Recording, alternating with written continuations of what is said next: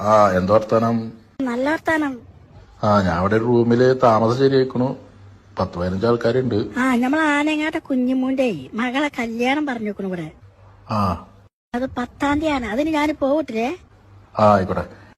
ഇവിടെ പിന്നെ ജോലിയൊക്കെ ഭയങ്കര ടൈറ്റാന്ന്. ഇപ്പൊ കിട്ടണമെങ്കിൽ ഇതൊക്കെ പറയണേ.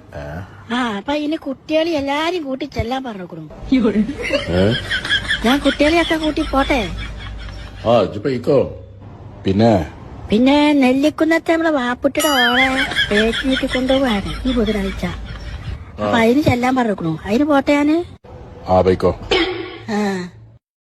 അപ്പൊ ഞാൻ പറഞ്ഞത് ഭയങ്കര ടൈറ്റാണ് ജോലിക്ക്. പ്രാർത്ഥിക്കൊണ്ടു. ഈ വിസിറ്റിൽ വന്നിട്ട് ഇപ്പോ റൂമിലൊന്നും ഭക്ഷണമല്ല, പുറത്തുനിന്ന് കഴിക്കണേ. അതിന്റെ ചെലവും ഇതൊക്കെ പാടപ്പം ഇങ്ങനെ ബുദ്ധിമുട്ട് തന്നെയാണ്. ഭക്ഷണത്തിന്റെ കാര്യം പറഞ്ഞപ്പോഴാണ് നമ്മ കുട്ടികൾക്ക് സമൂസ വേണമെന്ന് പറഞ്ഞിട്ടേ ഞാൻ കടി പോയിട്ട് സമൂസയുടെ ഓല വാങ്ങിക്കൊണ്ടിട്ടെ ഓണ വയ്ക്കാൻ ചുരിദാർ നടിച്ചാൻ കൊടുക്കും വേണം. അതൊക്കെ ചെയ്തോ. ഇവിടുത്തെ കാര്യം ഞാൻ പറയണത് കേക്കണ്ടേ?